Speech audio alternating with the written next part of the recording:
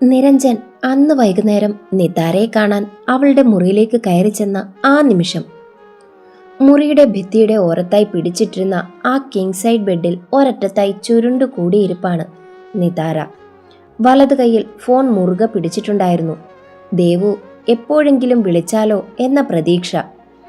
നിരഞ്ജൻ കയറി വന്ന് കസേര നീക്കിയിട്ട് അവൾക്ക് നേരെ ഇരുന്നു കഴിഞ്ഞു. നിതാര അവനെ ഒന്ന് നോക്കി ദഹിപ്പിച്ചു. ദേവൻ പറഞ്ഞറിഞ്ഞ കാര്യങ്ങളിൽ അവനാണ് പ്രതി. ദേവു നാടുവിട്ടു പോകാൻ കാരണം അവൻ ഒറ്റ ഒരുത്തനാണ്. നീ എന്നെ ഇങ്ങനെ നോക്കി ദഹിപ്പിച്ചിട്ട് കാര്യമില്ല.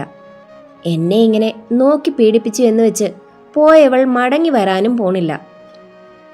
ഇറങ്ങിപ്പോടാ എൻ്റെ കൺവെട്ടത്ത് നിന്ന്. നിതാര വാതിലിന് നേർക്ക് കൈ ചൂണ്ടി അലറി അവനോട്. ദേ പെണ്ണെ, നിന്റെ കൺവെട്ടത്തിങ്ങനെ ഇരിക്കാൻ വന്നതൊന്നുമല്ല ഞാൻ. ദേവു എന്തായാലും പോയി, അതിനി പറഞ്ഞിട്ട് കാര്യമില്ല. ഇനിയിപ്പോൾ അവളെ എങ്ങനെ തിരികെ കൊണ്ടുവരും എന്നാലോചിക്ക്. നിരഞ്ജൻ അവളെ വലുതായി ഗവനിക്കാതെ ഗൗരവത്തോടെ പറഞ്ഞു. അല്ല പിന്നെ, കാല് പിടിക്കുമ്പോൾ തലയിൽ കയറുന്നു പെണ്ണ്. അത് കേട്ടതും നിതാരയും ഒന്നും മിണ്ടിയില്ല. വാശി പിടിച്ച് ദേവുവിനെ വിളിക്കില്ലെന്ന് തീരുമാനിച്ചാലും അവൾക്കും ദേവു തിരികെ വരണം എന്നാഗ്രഹിക്കുന്നുണ്ടല്ലോ. ഇനി എന്ത് ചെയ്യാൻ പറ്റുമെന്ന ഭാവത്തോടെ നിതാര നിരഞ്ജനെ നോക്കി. അത് മനസ്സിലാക്കി അവൻ പറഞ്ഞു. നാടകം, നമുക്കൊരു നാടകം കളിക്കാം. നീയാണ് നടി, ഞാൻ ഡയറക്ടർ. നിരഞ്ജൻ പറയുന്നത് കേട്ട് താരു അവനെ സൂക്ഷിച്ചു നോക്കി. ഇതെന്ത് തേങ്ങയാ ഇവനീ പറയുന്നതെന്ന ഭാവത്തിൽ. ദേവു പോയ വിഷമത്തിൽ നീ ആത്മഹത്യ ചെയ്തു എന്ന് ദേവുവിനോട് പറയാം. അവളത് കേൾക്കുമ്പോൾ തന്നെ ഓടിപ്പാഞ്ഞു വരും. അങ്ങനെ വരുമ്പോൾ ഇവിടുത്തെ സിറ്റി ഹോസ്പിറ്റലിലെ ഡോക്ടർ എൻ്റെ ഫ്രണ്ടാ.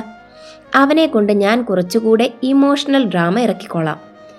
അവളൊന്നിങ്ങ് വന്നാൽ പിന്നെ കുറച്ച് ദിവസം ഇവിടെ പിടിച്ചു നിർത്തിക്കോണം. അതിനിടയിൽ തെറ്റിദ്ധാരണ ഞാൻ മാറ്റിക്കോളാം. നിരഞ്ജൻ വലിയ രീതിയിൽ അവൻ്റെ പ്ലാൻ പറയുന്നത് മുഴുവൻ കേട്ടിട്ട് നിതാര ചോദിച്ചു.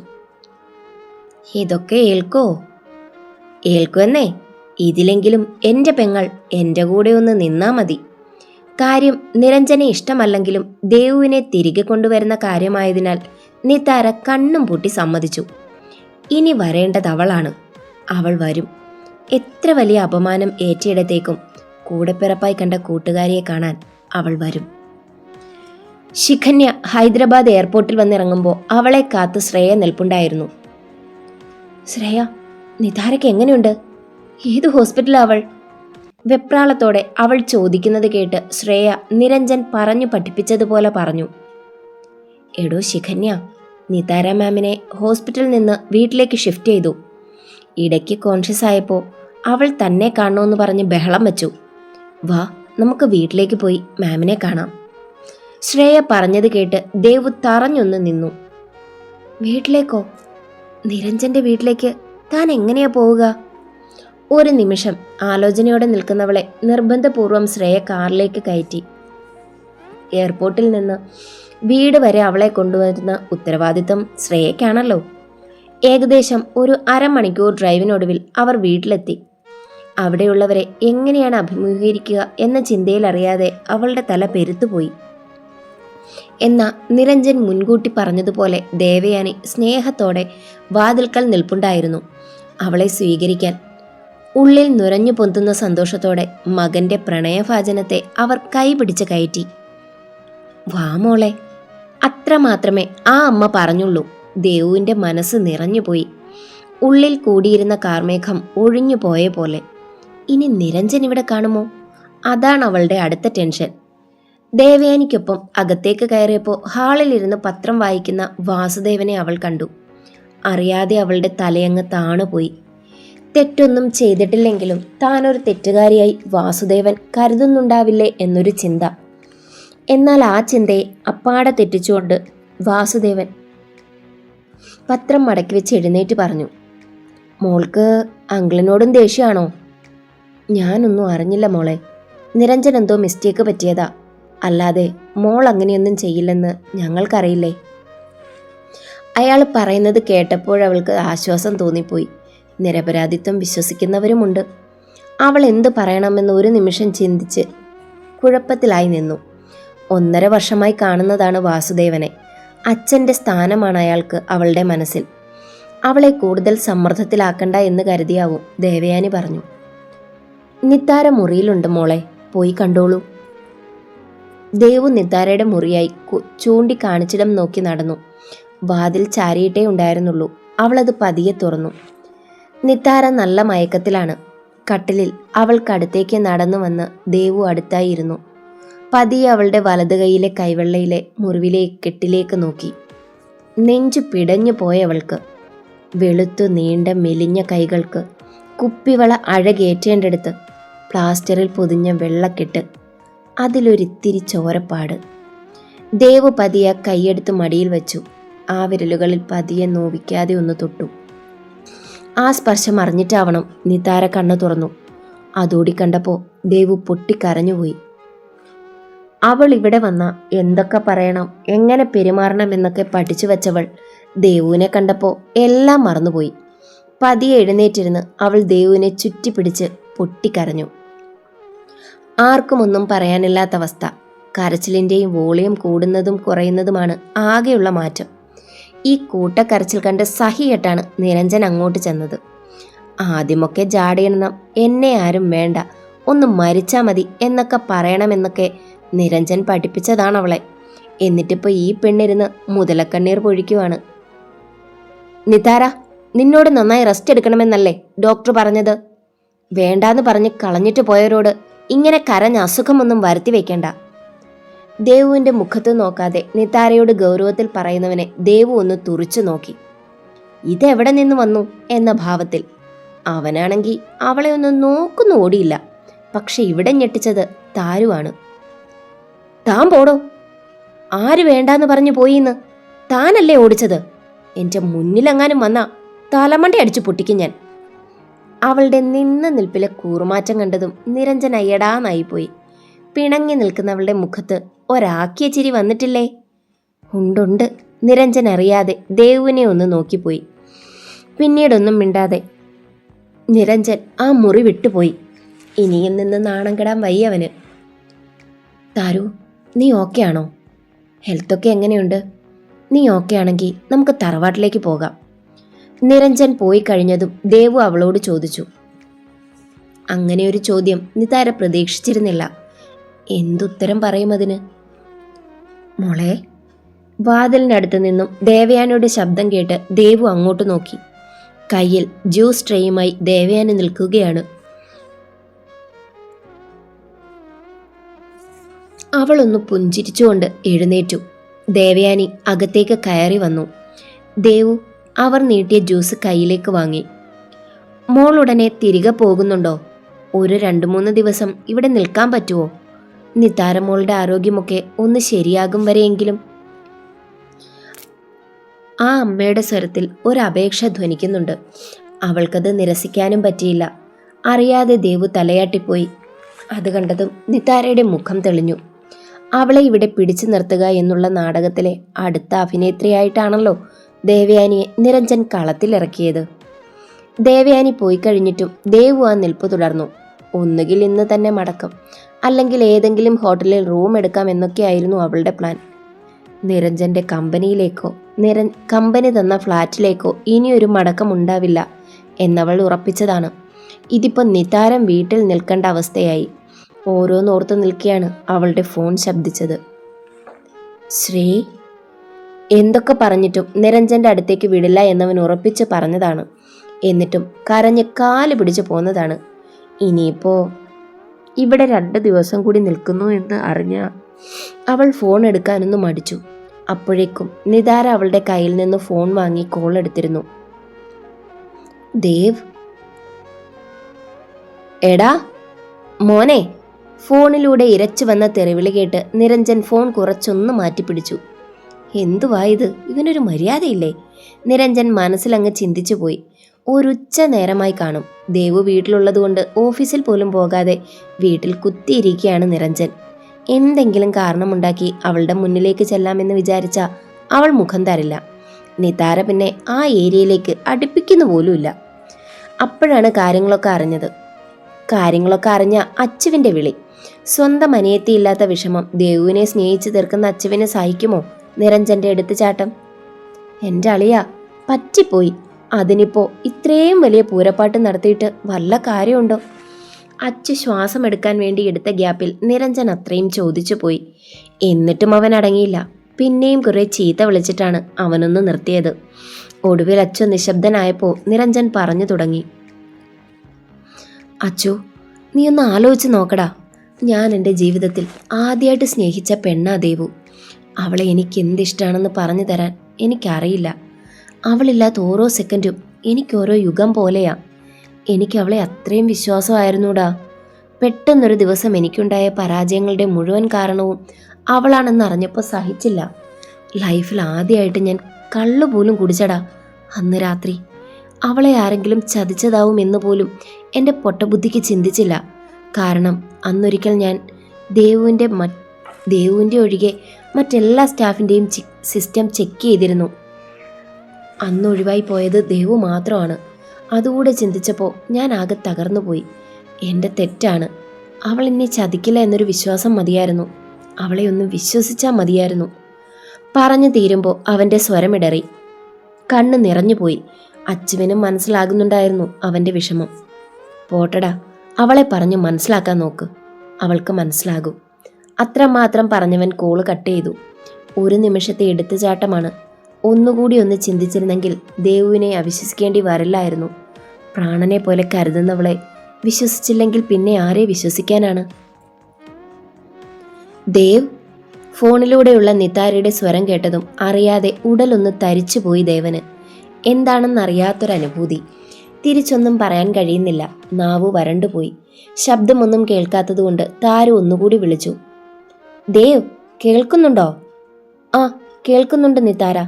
ഒന്ന് ഞെട്ടിയെങ്കിലും അവൻ പറഞ്ഞു. ദേവ് 2 ദിവസം കൂടി ഇവിടെ നിന്നോട്ടെ ദേവ്, പ്ലീസ്. ഞാൻ ഒറ്റയ്ക്കല്ലേ? കുഞ്ഞു കുട്ടികളെ പോലെ നിതാര കൊഞ്ചി പറയുന്നത് കേട്ട് ദേവനൊന്നും മറുത്തു പറയാനും സാധിച്ചില്ല.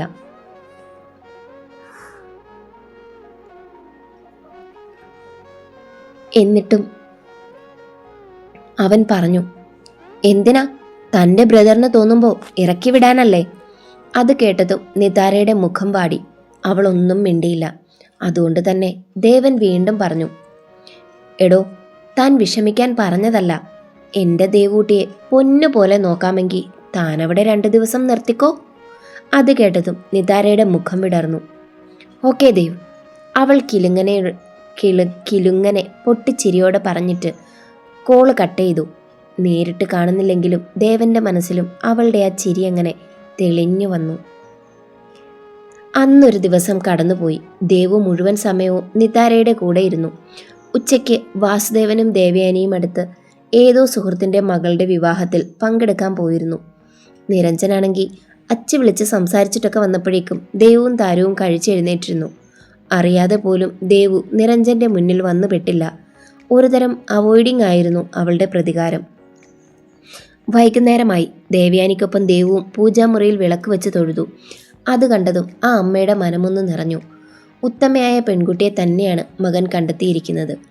അതവളുടെ പെരുമാറ്റത്തിലും സംസാരത്തിലുമൊക്കെ തെളിഞ്ഞു നിന്നതാണ്. രാത്രി എങ്ങനെ പടർന്ന് കയറുകയാണ്. ദേവു ഗാർഡനിലെ ഒഴിഞ്ഞ ബെഞ്ചിലിരുന്ന് പുസ്തകവായനയിലാണ്. ഇടയ്ക്കെപ്പോഴോ ബാൽക്കണിയിൽ നിന്നിരുന്ന നിരഞ്ജന്റെ കണ്ണുകൾ താഴെ ഗാർഡനിലിരിക്കുന്ന അവളിൽ പതിഞ്ഞു. ഇളം നീല നിറത്തിലെ ചുരിദാറാണ് വേഷം. മുടി വെറുതെ പിന്നിയിട്ടിരിക്കുന്നു. മടിയിലിരിക്കുന്ന പുസ്തകത്തിൻ്റെ പേജുകൾ മറിക്കുമ്പോഴാണ് അതൊരു ജീവനുള്ള വസ്തുവാണെന്നറിയുന്നത്. ആ നിലാവിൻ്റെ അത്രയും ഭംഗിയുള്ള ഒരു ശില്പം പോലെ അവൾ ഇരിക്കുകയാണ്. നിരഞ്ജൻ കുറേ സമയം അവളെ നോക്കി നിന്നുപോയി. എന്തു ഭംഗിയാണ് എൻ്റെ പെണ്ണിന്! എത്ര സുന്ദരിയാണവൾ! ഇടയ്ക്കവൾ പുസ്തകം മടക്കി വെച്ചപ്പോൾ അവൻ ഫോണെടുത്ത് വാട്സപ്പിൽ മെസ്സേജ് ടെക്സ്റ്റ് ചെയ്തു. സോറി. അടുത്ത നിമിഷം തന്നെ അവളത് കണ്ടു. ദേവ് തലയുയർത്തി ഒന്ന് നോക്കി. ബാൽക്കണിയിൽ നിന്നിരുന്ന അവനത് പ്രതീക്ഷിച്ചില്ല. ദേവു അടുത്ത നിമിഷം തന്നെ ഫോണിൻ്റെ സ്ക്രീനിൽ ബ്ലോക്ക് സെറ്റിംഗ്സിൽ വിരലമർത്തി. പൊടുന്നനെ അപ്രത്യക്ഷമായ അവളുടെ DP നോക്കി അവനൊന്ന് നിശ്വസിച്ചു. ഉടനെയൊന്നും അടിക്കില്ല പെണ്ണ്. മോളെ, വാ കഴിക്കാം. ദേവയാനി വന്ന് വിളിച്ചപ്പോൾ ദേവു ചിരിയോടെ അവിടെ നിന്ന് എഴുന്നേറ്റു. അറിയാതെ പോലും അവൻ നിന്നയിടത്തേക്ക് അവളൊന്ന് നോക്കിയില്ല. ഡൈനിങ് ടേബിളിൽ വാസുദേവനും നിരഞ്ജനും ഇരിപ്പുണ്ടായിരുന്നു. നിതാരയെ കാണാത്തത് കണ്ട് അവൾ അന്വേഷിച്ചു. നിതാര എവിടെ ആൻറ്റി? അത് കേട്ടതും ആ അമ്മയുടെ മുഖമങ്ങ് വാടി. അവൾ ഞങ്ങൾക്കൊപ്പം ഇരിക്കില്ല മോളെ. അവൾക്കുള്ള ഫുഡ് റൂമിൽ കൊണ്ടുപോയി കൊടുക്കും. ദേവു അവരെ സംശയത്തോടെ ഒന്ന് നോക്കിയിട്ട് പറഞ്ഞു. 1 മിനിറ്റ് ആൻറ്റി, ഞാൻ ദാ വരുന്നു. അവൾ ചെന്നത് താരുവിൻ്റെ അടുത്തേക്കാണ്. ചെറിയൊരു മയക്കമൊക്കെ കഴിഞ്ഞ് കുളിക്കാൻ മടിച്ച് ദേഹത്തൊക്കെ വെള്ളം കൊണ്ടൊന്ന് തുടച്ചിരിക്കുകയാണ് അവൾ. നീ കഴിക്കുന്നില്ലേ താരു? ദാ കൊണ്ട് വച്ചേക്കുന്നു, ഇപ്പം കഴിക്കാൻ മൂടില്ല. അവൾ നിസ്സാരം പോലെ പറയുന്നത് കേട്ട് ദേവു കണ്ണൊന്നുരുട്ടി. നീ എഴുന്നേറ്റേ, വാ അവിടെ വന്നിരുന്ന് കഴിക്കേ. ഒഴിവ് കഴിവ് പറയാൻ തുടങ്ങിയെങ്കിലും ദേവുവിൻ്റെ നോട്ടം കണ്ട് അവൾ ഒന്നും പറഞ്ഞില്ല. മനസ്സില്ലാ മനസ്സോടെ ദേവുവിനൊപ്പം താരുവും വന്ന് കൈ കഴുകിയിരുന്നു. താരുവിനെ കണ്ടതും ദേവയാനിയുടെയും വാസുദേവന്റെയും കണ്ണൊന്ന് വിടർന്നു. എന്നാ നിരഞ്ജൻ അത് പ്രതീക്ഷിച്ചിരുന്നു. എത്ര നാളായി എല്ലാവരും ഒത്തിരുന്നൊന്ന് ഭക്ഷണം കഴിച്ചിട്ട്. വാസുദേവന്റെയും ദേവയാനിയുടെയും മനസ്സ് ഒരുപോലെ നിറഞ്ഞു. വീണ്ടും ജീവിതത്തിൽ സന്തോഷം വരികയാണെന്ന് അവർക്ക് തോന്നിപ്പോയി. നിത്താരയ്ക്ക് ഭക്ഷണം വിളമ്പാനും വെള്ളമൊഴിച്ചു കൊടുക്കാനും ഒക്കെ വെപ്രാളപ്പെടുന്ന ദേവയാനിയെ നിരഞ്ജനും ദേവുവും ഒരുപോലെ നോക്കിയിരുന്നു പോയി. എനിക്കാരുമില്ല ദേവു, നീ കൂടെ എന്നെ ഒറ്റയ്ക്കാക്കല്ലേ. വൈകുന്നേരം ബീച്ചിലെ ഒഴിഞ്ഞ ബെഞ്ചിലിരിക്കുമ്പോൾ താരു ദേവുവിൻ്റെ കൈ കോർത്ത് പതിയെ പറഞ്ഞു. അതിന് പെട്ടെന്നൊരുത്തരം ദേവു പറഞ്ഞില്ല. കൂടെയുണ്ടാവും എന്ന് വാക്കു പറയുന്നതിലും അവൾക്ക് എല്ലാവരും ഉണ്ടെന്ന് തെളിയിച്ചു കൊടുക്കലാണ് നല്ലതെന്ന് ദേവുവിന് തോന്നി. ദേവു പതിയെ അവളുടെ പതുപതുത്ത കൈ തലോടിക്കൊണ്ട് പറഞ്ഞു. താരു, ജീവിതത്തിൽ എല്ലാവർക്കും തെറ്റുപറ്റും. പക്ഷെ അത് തിരുത്താൻ അവർക്കൊരവസരം നൽകണ്ടേ? നിനക്ക് നിന്റെ അച്ഛനും അമ്മയും നഷ്ടമാക്കിയ നിമിഷങ്ങളോ അനുഭവങ്ങളോ ഒന്നും തിരിച്ചു നൽകാൻ സാധിക്കില്ലെന്ന് എനിക്കറിയാം. പക്ഷെ അവരിപ്പോൾ നിന്നെ സ്നേഹിക്കുന്നുണ്ട് താരു, അതൊന്നും നീ മനസ്സിലാക്കണം. നിതാര അവൾക്ക് മറുപടി ഒന്നും പറഞ്ഞില്ല. പക്ഷെ വെറുതെ അവളുടെ കണ്ണിലേക്കൊന്ന് നോക്കുക മാത്രം ചെയ്തു. അനുഭവിച്ച വിഷമങ്ങൾ അത്രയും ആ കണ്ണിൽ ഒലിച്ചിരുന്നുവെന്ന് ദേവുവിന് തോന്നിപ്പോയി. ദേവു പതിയെ ഫോൺ ഓൺ ചെയ്ത് ഒരു ഫോട്ടോ താരുവിന് കാണിച്ചു കൊടുത്തു. തറവാട്ടിൽ വെച്ച് നിരഞ്ജൻ അവൾക്ക് അയച്ചു കൊടുത്ത ഫോട്ടോ. മീനാക്ഷി അമ്മയും ജയദേവനും രേണുകയും കാശിയും സുഭദ്രയും സാന്ദ്രയും അവരുടെ ഒപ്പം പുഞ്ചിരിച്ച മുഖവുമായി നിൽക്കുന്ന വാസുദേവനും ദേവയാനിയും നിരഞ്ജനും. നിതാരയ്ക്ക് അവരെയൊന്നും മനസ്സിലായില്ല. അന്ന് ആ തറവാടിൻ്റെ പടിയിറങ്ങുമ്പോൾ കുഞ്ഞു നിതാരയ്ക്ക് 8 മാസമായിരുന്നല്ലോ പ്രായം. ഇവരൊക്കെ ആരാണെന്ന് അറിയോ നിനക്ക്? ദേവുവിൻ്റെ ചോദ്യം കേട്ടതും നിരാശയോടെ നിതാര അവളെയൊന്ന് നോക്കി. ദാ ഇതാണ് നിന്റെ അച്ചമ്മ, തെക്കേടത്ത് മീനാക്ഷി അമ്മ. ഫോട്ടോ സൂം ചെയ്ത് തലമുടി ഒട്ടുമുക്കാലും നരച്ച ആ വൃദ്ധയെ കാണിച്ചു കൊടുക്കുമ്പോൾ ദേവു പറഞ്ഞു. നിത്താരയുടെ മുഖത്തൊരമ്പരപ്പ് വിരിഞ്ഞില്ലേ? ഉണ്ട്, ചെറിയൊരാഹ്ലാദവും ആ മുഖത്തുണ്ട്. ഇവരൊക്കെ വീണ്ടും കണ്ടുമുട്ടിയോ?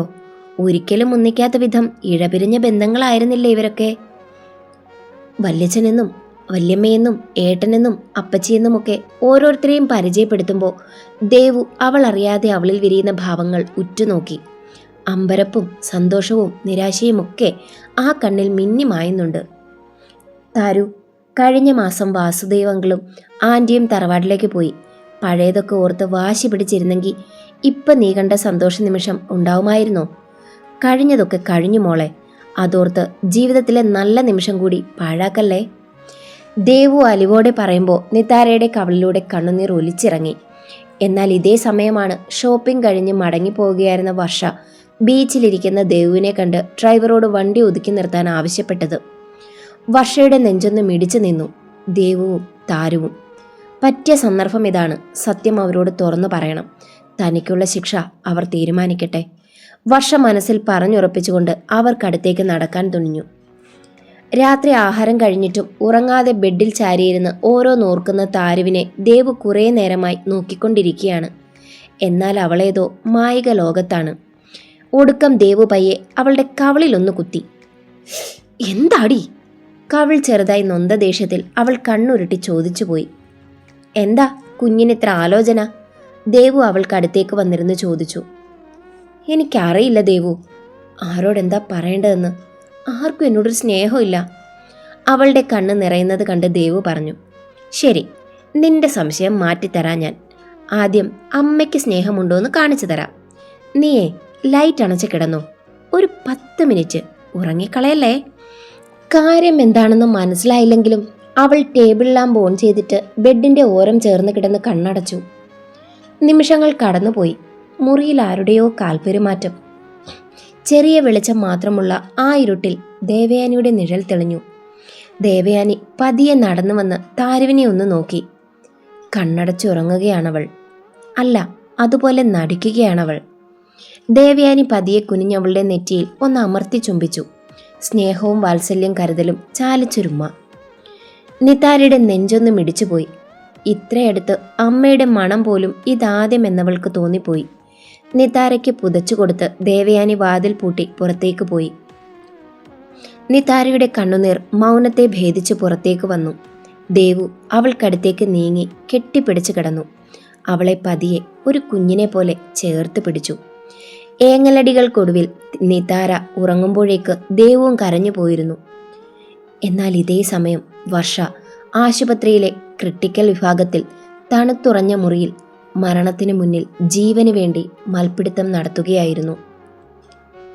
എന്താ മോളെ ഇവിടെ തനിച്ചിരിക്കുന്നേ? ഉച്ച കഴിഞ്ഞ് വൈകുന്നേരം ഇങ്ങനെ കടന്നു വരുന്നതേ ഉള്ളൂ. വെയിലിന് പതുക്കെ ശമനം വരുന്നതേ ഉള്ളൂ. ദേവു ഗാർഡനിൽ ഒരു പുസ്തകവും വായിച്ചിരിപ്പാണ്. അവളോടാണ് കുറുപ്പ് അന്വേഷിച്ചത്. നിതാരയ്ക്ക് നല്ല തലവേദന. അവൾ കിടക്കുക, അതുകൊണ്ട് ഇവിടെ ഇരിക്കാമെന്ന് വച്ചു. ദേവു പുസ്തകത്തിൽ നിന്ന് തലയുയർത്തി ചിരിയോടെ പറഞ്ഞു. അല്ല, കുറുപ്പമാവൻ എവിടെയായിരുന്നു? 2 ദിവസം കണ്ടില്ലല്ലോ. ദേവു കളിയോടെ അന്വേഷിച്ചു. ഒരു ബിസിനസ് മീറ്റിംഗ് ഉണ്ടായിരുന്നു മോളെ. മോള് വന്നിട്ടുണ്ടെന്ന് ദേവ വിളിച്ചപ്പോൾ പറഞ്ഞു. നിരഞ്ജനെന്തോ അബദ്ധം പറ്റിപ്പോയതാ മോളെ. മോളതൊന്നും കാര്യമാക്കണ്ട. കുറുപ്പ് പറഞ്ഞതിനൊന്നും അവൾ പുഞ്ചിരിച്ചതേ ഉള്ളൂ. കൂട്ടത്തിൽ എന്തെങ്കിലും വിശദീകരണം വേണമെന്ന് അവൾക്ക് തോന്നിയില്ല. കുടവയറൊക്കെ വന്നു കേട്ടോ. ആഹാരമൊന്നും ശ്രദ്ധിക്കുന്നില്ലല്ലേ? കുസൃതിയോടെ എന്നാൽ കരുതലോടെ അവളത് ചോദിക്കുമ്പോൾ കുറുപ്പൊന്ന് പരുങ്ങി. ആന്നേ, കഴിഞ്ഞ ചെക്കപ്പിന് നോക്കിയപ്പോൾ BP കൂടുതലാ. അല്ല കുറുപ്പമ്മാവ, നിങ്ങളെന്താ കല്യാണം കഴിക്കാഞ്ഞത്? ദേവ് ചിരിയോടെ തന്നെ ചോദിച്ചപ്പോൾ അയാളും പുഞ്ചിരിച്ചു. നോവ് കലർന്നൊരു പുഞ്ചിരി. പണ്ട് എനിക്കും ഉണ്ടായിരുന്നു മോളെ ഒരു പഞ്ചാബി പെൺകുട്ടി. കൈ നിറയെ കുപ്പിവളയൊക്കെ ഇട്ട് ചുരിദാറും തട്ടവുമൊക്കെ ഇട്ട പെണ്ണ്. പാവമായിരുന്നു. ദേവയുടെ കല്യാണം കഴിഞ്ഞപ്പോൾ അവളെ കൂടെ കൂട്ടണമെന്ന് കരുതിയതാ. പക്ഷേ ഒരാക്സിഡൻറ്റ്. അവൾ അങ്ങ് പോയി. ആ ഷോക്ക് ഒന്ന് മാറി വരുമ്പോഴേക്കും ദേവയും അളിയനും കുട്ടികളുമൊക്കെ തറവാട്ടിൽ നിന്ന് ഇങ്ങ് വന്നു. പിന്നീടൊരു കൂട്ട് വേണമെന്ന് തോന്നിയില്ല. അവൾക്ക് പകരമാകാൻ ആർക്കും പറ്റില്ല. അതാ. നിരഞ്ജനും നിതമോളുമൊക്കെ എൻ്റെ മക്കളാണല്ലോ. അവരുടെയൊക്കെ കൂടെ ജീവിക്കുമ്പോൾ ഒറ്റയ്ക്കാണെന്ന് ഇതുവരെ തോന്നിയിട്ടില്ല മോളെ. ഒന്നും മുരണ്ട് കണ്ടമുറപ്പാക്കുന്ന കുറുപ്പിനെ അവളൊന്ന് നോക്കി. കണ്ണു നിറഞ്ഞിട്ടുണ്ട്. മുഖത്തൊരു ചെറു ചിരിയുമുണ്ട്. പക്ഷേ ആ ഉള്ളു പൊള്ളുകയാണ്. ഒന്നിക്കാതെ തീരുകയാണെങ്കിൽ ആരും കണ്ടുമുട്ടാതിരിക്കട്ടെ. ദേവു ഒന്നും മിണ്ടിയില്ല. അവളന്നേരം നിരഞ്ജനെ ഓർത്തുപോയി. എന്തോ തെറ്റിദ്ധാരണ നിരഞ്ജനും അതിനു പിറകെ വാശി തനിക്കും. തൻ്റെ പ്രണയം വിടരും മുന്നേ കൊഴിഞ്ഞു പോവുകയാണോ? കുറുപ്പ് ഗാർഡനിൽ നിന്ന് അകത്തേക്ക് നടന്നു. ദേവു പക്ഷേ അതേ ഇരിപ്പ് തുടർന്നു. രാത്രി വളരെയധികം കരഞ്ഞിരുന്നത് തന്നെ നിതാരയ്ക്ക് രാവിലെ എഴുന്നേറ്റപ്പോൾ മുതൽ തലവേദനയുണ്ടായിരുന്നു. ഉച്ചവരെയൊക്കെ അവൾ പിടിച്ചു നിന്നു. ഉച്ച കഴിഞ്ഞപ്പോൾ ഒരു ഗുളികയും കഴിച്ച് ബെഡിലേക്ക് വീണു പോയവൾ. ഇടയ്ക്കെപ്പോഴോ കണ്ണു തുറന്നപ്പോൾ മുന്നിൽ കസേരയിലിരിക്കുന്ന ദേവയാനിയെ കണ്ട് നിതാര പതിയെ എഴുന്നേറ്റിരുന്നു. തലവേദന കുറവുണ്ടോ മോളെ? അവരത് ചോദിക്കുമ്പോൾ മറുപടി പ്രതീക്ഷിച്ചിരുന്നില്ല.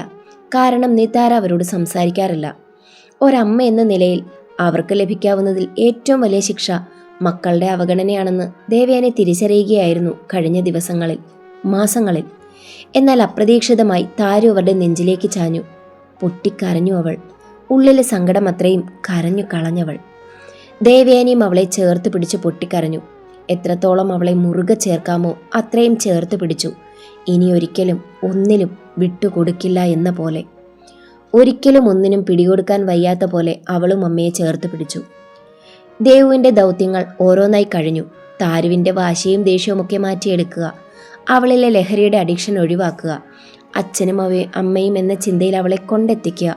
അങ്ങനെ താരുവിനെ തീർത്തും ആരും ആഗ്രഹിക്കും പോലെ ഒരു പെണ്ണാക്കി മാറ്റിയവൾ. കയ്യിലിരുന്ന പുസ്തകം മടക്കി മുറിയിലേക്ക് പോകാൻ എഴുന്നേറ്റതാണ് ദേവു. നിരഞ്ജന്റെ മുറി കടന്നു പോകാൻ തുടങ്ങവെയാണ് അവൻ്റെ കരുത്തുറ്റ കൈകൾ അവളെ വലിച്ചകത്തേക്കിട്ടത്.